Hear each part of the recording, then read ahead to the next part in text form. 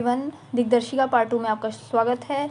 हमने पिछले बार पढ़ा था आहार परिणाम कर भाव, जो हमने ऊष्मा तक पढ़ चुके थे। आज हम पढ़ेंगे वायु। ठीक है, वायु जो है नर्वस मैकेनिज्म ऑफ डाइजेशन। यहाँ वायु का तात्पर्य प्राण, समान और ज्ञान वायु से है।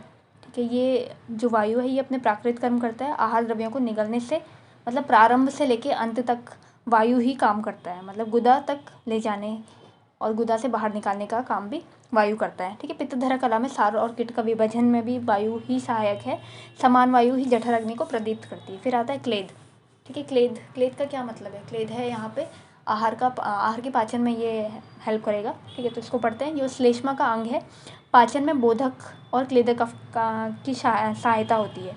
बोधक कफ जो होता है मुख में भोजन को स्निग्ध बनाकर निगलने में सहायता करता है।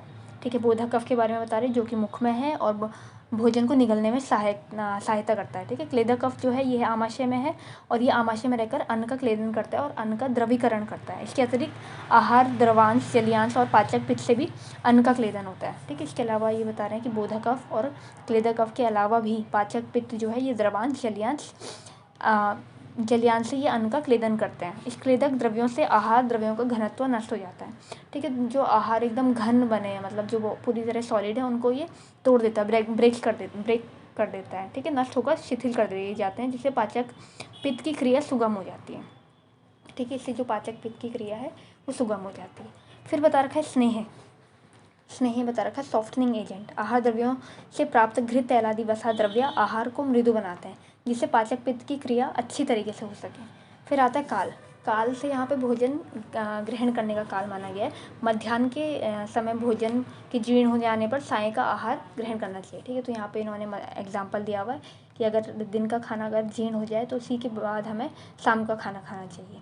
ठीक है, नियत काल में आहार का सेवन करने से जो पाचक रस है वो अच्छे तरीके से उद्रेजित होकर ठीक तरीके से पाचक रस जो होते हैं वो उद्रीर्ण होते हैं। ठीक है, मतलब फिक्स टाइम पे आपका खाने का टाइमिंग फिक्स होना चाहिए।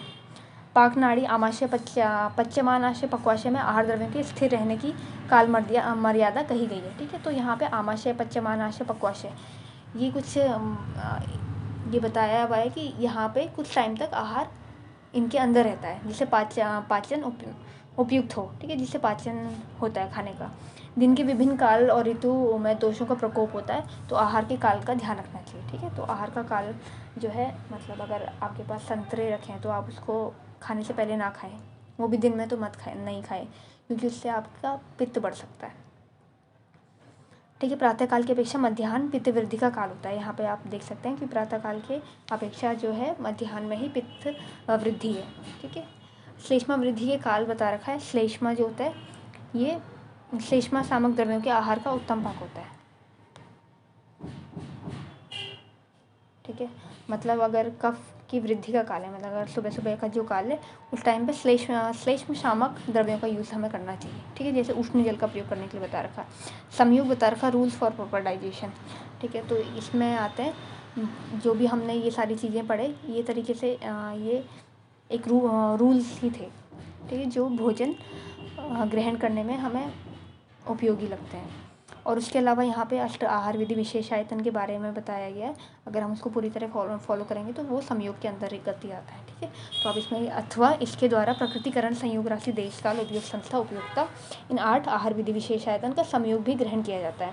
फिर कपाल तंत्रियों के नाम बता रखे हैं। कपाल तंत्रिकाएँ हैं आपके क्रेनियल नर्व्स, इनको ये पेरिफेरल नर्वस सिस्टम के पार्ट्स हैं और ये foramina of the bone of the cranium से निकलते हैं। 12 पेयर ऑफ क्रेनियल नर्व्स बता रखे हैं। पहले तो यहाँ पे नर्वस सिस्टम का डिवीजन किया है, सेरिब्रोस्पाइनल नर्वस सिस्टम और ऑटोनॉमिक नर्वस सिस्टम। सेरिब्रोस्पाइनल में है सेंट्रल और पेरिफेरी, ऑटोनॉमिक में सिंपैथेटिक, पैरासिम्पैथेटिक। सेंट्रल के अंदर है ब्रेन और स्पाइनल कॉर्ड और पेरिफेरल में है क्रेनियल नर्व और स्पाइनल नर्व्स।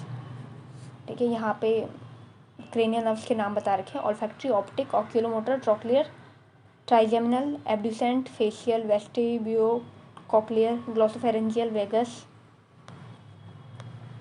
ठीक है, हाँ, स्पाइनल एसेसरी, हाइपोग्लॉसल।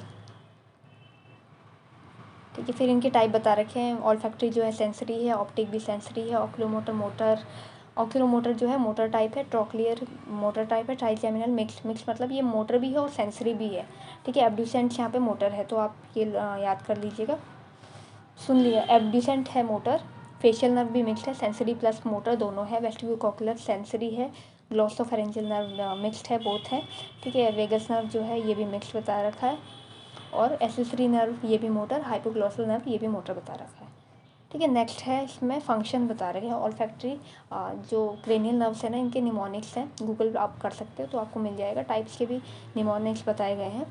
फिर आते हैं फंक्शन पे। ऑल्फैक्टरी है, it is responsible for smell, ठीक है। स्मेल के लिए ऑल्फैक्टरी नर्व जो है ये वर्क करता है, ठीक है। रिस्पॉन्सिबल फॉर साइट, विजन के लिए ऑप्टिक नर्व का यूज़ होता है। फिर ऑक्यूलोमोटर, ऑक्यूलोमोटर नर्व क्या क्या करती है, ये है movement of upper eyelid and eye ball, ठीक है। आई बॉल और आईलिड का जो मूवमेंट हो रहा है ये ऑक्यूलोमोटर के द्वारा हो रहा है।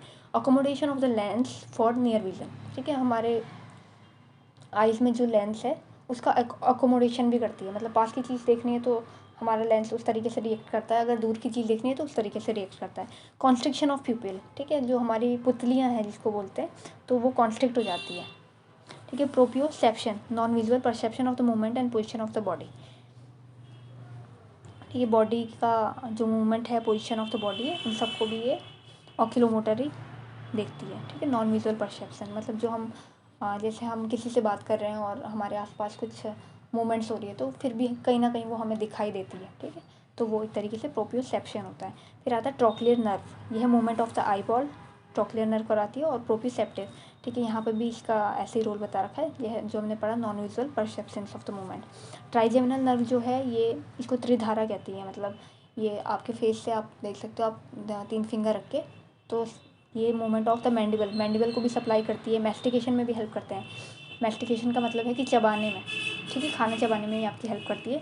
Convey sensation of the pain, temperature and pressure from the face, ठीक है। फेस से ही ये जो है इसका फंक्शन है ट्राइजेमिनल का, फेस में कोई भी सेंसेशन होता है, पेन का, टेम्परेचर का, प्रेशर का, तो ये ट्राइजेमिनल नर्व लेके जाती है। फिर आता है abducent nerve, little movement of the I bone, ठीक है। आँखों को हम ऐसे तिरछा देखते हैं ना कभी, तो ये एब्ड्यूसेंट नर्व करवाती है। फिर आता है फेशियल नर्व, ठीक है। फेशियल नर्व का क्या काम है, फेशियल एक्सप्रेशन जो हम देते हैं, तो ये फेशियल नर्व करवाती है। Elevation of the hyoid bone का एलिवेशन भी ये कराती है। Taste from the anterior 2/3 of the tongue, ठीक है। आगे टंग के 2/3 पार्ट का जो सेंसेशन होता है, टेस्ट होता है, वो फेशियल नर्व के द्वारा ही ये सेंस होता है, ठीक है। Control secretion of salivary gland and lacrimal gland, ठीक है। सैलिवरी ग्लैंड मतलब जिससे हमारा थूक बनता है, लैक्राइमल मतलब जिससे हमारे आंसू बनते हैं, ठीक है। इसको फेशियल नर्व ही कंडक्ट करा रही है। वेस्टिबुलो कॉक्लियर नर्व, श्रवण तंत्रिका इसको कहते हैं, ये हियरिंग, कॉक्लियर पार्ट और इक्विलिब्रियम ऑफ द हेड, ठीक है। हम बैलेंस्ड स्टेट में रहते हैं, हमारा सर घूमता नहीं है, तो ये हमारा वेस्टिबुलो कॉक्लियर ही इसको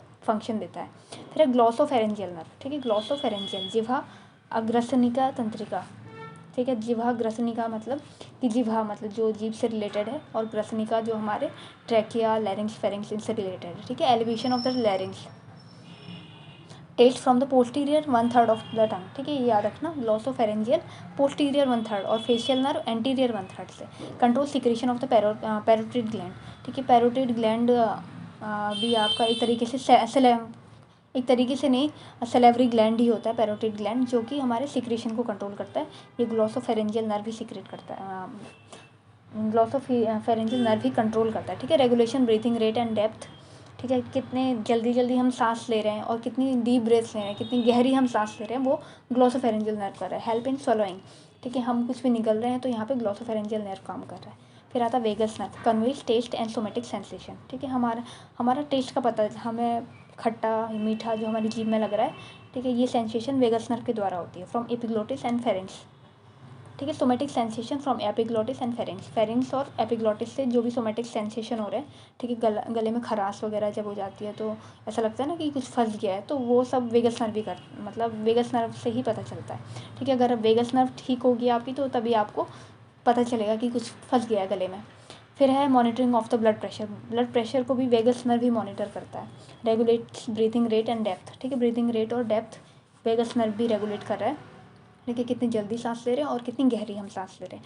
फिर आ रहा है sensation from visceral organ in thorax and abdomen, ठीक है। Thorax, sensation from visceral organ, ठीक है। विसरल ऑर्गन मतलब जो हमारे अंदरूनी ऑर्गन है, उससे कुछ सेंसेशन जा रहे हैं, ये एब्डोमेन में पेट में दर्द हो रहा है या छाती में दर्द हो रहा है, तो ये सेंसेशन कैसे पता चल रही है, वेगस नर्व के थ्रू पता चल रही है। स्वलोइंग, कफिंग एंड वॉइस प्रोडक्शन, ठीक है, कुछ खाना निकल रहे हैं, हमें खांसी हो रही है, हम बोल पा रहे हैं, ये सब वेगस नर्व स्टिमुलेट कर रही है, ठीक है। Smooth muscle contraction and relaxation of GIT, ठीक है, GIT में जिस टाइम पे हम खाना खाते हैं तो स्मूथ मसल्स का कॉन्ट्रैक्शन होता है, ठीक है, और रिलैक्सेशन होता है, वो विस्फारण होती है और खुलती है। तो ये सारी की सारी चीज़ वेगस नर्व करती है। फिर आता है एक्सेसरी नर्व, सहायक तंत्रिका, ठीक है, ये एक तरीके से सहायता कर रही है। वेगस नर्व में एक और चीज़ है, control secretion of digestive juices. ये फोटो ढंग से दिख नहीं रही है पर आप सुन सकते हो मुझे। Control secretion of digestive juices मतलब जो भी हमारे स्टमक में डाइजेस्टिव जूसेस का सिक्रेशन हो रहा है, HCl वगैरह, पेप्सिन, पेप्सिनोजन, तो ये सब भी वेगस करा रही है। कंट्रोल मूवमेंट ऑफ GIT, ठीक है, GIT के में जो भी मूवमेंट होते हैं ना वो आपकी वेगस नर्व करवाती है, ठीक है। फिर है एक्सेसरी, ये सहायक नर्व क्या करिए, क्रेनियल रूट से supply to larynx, pharynx, palate and help in swallowing, ठीक है। सहायक वाली जो है ये लैरिंग्स को सप्लाई दे रही है, फेरिंग्स को सप्लाई दे रही है, पैलेट सप्लाई दे रही है, मतलब जो आपका तालू भाग है उसको सप्लाई दे रही है, एंड हेल्प इन स्वलोइंग, और निगलने में ये आपकी मदद कर रही है। फिर स्पाइनल रूट जो है supply to sternocleidomastoid and trapezius muscle, ठीक है। स्टेर्नोक्लीडोमास्टोइड मसल जो है ना आपके फेस के पास में होती है, मास्टोइड, ठीक है, और ट्रेपेजियस मसल्स, स्टेर्नोक्लीडोमास्टोइड मतलब आपकी गर्दन के पास में रहती है, और ट्रेपेजियस मसल्स आपकी शोल्डर से ओरिजिन होता है इसका, ठीक है, और इसको भी ये कोऑर्डिनेट करती है। Coordinate head and shoulder movement, ठीक है, सर के मूवमेंट को, हमारे शोल्डर के मूवमेंट को ये एक्सेसरी नर्व करती है। फिर आता है हाइपोग्लोसल नर्व, अधोजीविका तंत्र, ठीक है, movement of the tongue during speech and swallowing, ये मूवमेंट करती है टंग के मूवमेंट, ठीक है, मूवमेंट ऑफ द टंग, हमारे टंग का जो भी मूवमेंट हो रहा है, ठीक है, ड्यूरिंग स्पीच, जब हम बात कर रहे हैं, बात करते वक्त टंग का जो भी मूवमेंट हो रहा है, तो ये हाइपोग्लोसल नर्व हमारा इसको कंट्रोल कर रही है, ठीक है। स्वलोइंग, हम खाना निकल रहे हैं तो इसको भी ये हाइपोग्लोसल नर्व ही कंट्रोल करिए। फिर आता है write down the mechanism of formation of vitamin D and its function, ठीक है, विटामिन डी और इसके फंक्शन बता रहे हैं। 7D हाइड्रोक्सी कोलेस्ट्रॉल स्किन, ठीक है, तो सबसे पहले इन्होंने बताया कि स्किन में जो होता है 7D हाइड्रोक्सी डिहाइड्रो कोलेस्ट्रॉल बन रहा है, ठीक है। फिर सनलाइट की वजह से, UV रेज की वजह से ये 7D हाइड्रो कोलेस्ट्रॉल जो है ये चेंज हो रहा है कॉलिकैल्सिफेरॉल में, विटामिन D3 में ये चेंज हो रहा है, ठीक है। विटामिन डी में मतलब हमारी बॉडी, हमारी स्किन से निकल रहा है 7D हाइड्रो कोलेस्ट्रॉल, और सनलाइट की मदद से, सनलाइट में क्या है, UV रेज, इसकी मदद से ये कॉलिकैल्सिफेरॉल में चेंज हो रहा है, ठीक है। Inactive form of vitamin D, cholecalciferol बता रखा, cholecalciferol vitamin D3, inhibition 25 hydroxy cholecalciferol, ये फिर कॉलिकैल्सिफेरॉल जो है ये चेंज हो रहा है 25 हाइड्रोक्सी कॉलिकैल्सिफेरॉल में लीवर में जाके, ठीक है। फिर लीवर में जाके ये आगे बता रहे हैं अगर ये बहुत ज़्यादा ब्लड में हो जाता है तो फिर ये इनहिबिट भी करता है, ठीक है, PTH पैराथायरॉयड हार्मोन से के पास जाके फिर ये 1,25 डाईहाइड्रोक्सी कॉलिकैल्सिफेरॉल बना रहा है, वो भी किडनी में जाके, ठीक है। फिर इसके बाद ये बता रहे हैं active form of vitamin D3, kidney के पास जाने के बाद ये एक्टिव फॉर्म में बन रहा है vitamin D3, increase intestinal observation of calcium, ठीक है।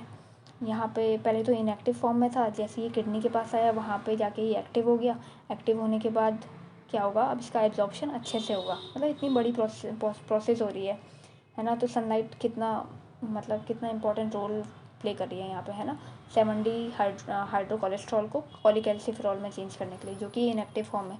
फिर हमारे बॉडी में बहुत सारी रिएक्शन हो रही है जिसकी वजह से पहले तो ये लीवर में जा रहा है, लीवर के बाद ये किडनी में जा रहा है, किडनी के बाद ये एक्टिवेट हो रहा है ना, फिर उसके बाद इंक्रीज़ हो रहा है इंटेस्टाइनल एब्जॉर्प्शन में। फिर है formation of vitamin D start in the skin, ठीक है। तो इसको अब जो हमने टेबल पढ़ी अब इसी को बता रहे हैं कि विटामिन डी जो होता है ये सबसे पहले स्किन में बनता है in the form of 7D hydro cholesterol by the action of UV rays from the sunlight, ठीक है, UV रेज के एक्शन से, ठीक है, और सनलाइट के एक्शन से ये 7D हाइड्रो कोलेस्ट्रॉल चेंज हो रहा है किसमें, कॉलिकैल्सिफेरॉल में, ठीक है। और ये क्या है, इनएक्टिव फॉर्म में है vitamin D in the skin, ठीक है, इनएक्टिव फॉर्म है, this is transported to the liver, अब ये कहाँ जा रहा है, लीवर के पास जा रहा है और कन्वर्टेड हो रहा है 25 हाइड्रोक्सी कॉलिकैल्सिफेरॉल में, ठीक है। This process limited and inhibited by 25 hydroxy cholecalciferol by itself. अब ये कॉलिकैल्सिफेरॉल ना यहाँ पे ये खुद पे वो हो रहा है, यहाँ पे फीडबैक मैकेनिज्म हो रहा है, मतलब नेगेटिव फीडबैक हो रहा है, ये खुद से जाके उसको बंद कर रहा है, ठीक है। फिर है 25 हाइड्रोक्सी कॉलीकैल्सिफेरॉल, ये कन्वर्ट हो रहा है 1,25 डाईहाइड्रोक्सी कॉलीकैल्सिफेरॉल कैल्सिट्रॉल में। ठीक है, कॉलीकैल्सिफेरॉल से कैल्सिट्रॉल में ये कन्वर्ट हो रहा है किडनी में। फिर in the presence of पैराथ hormone, ठीक है, किडनी में भी आने के बाद पैराथ हार्मोन के प्रेजेंस में ये एक्टिव फॉर्म में बन रहा है। मतलब कितनी बड़ी प्रोसेस हो रही है ना हमारी बॉडी में। फिर है एक्शन बता रहे हैं, it increases absorption of the calcium from the intestine.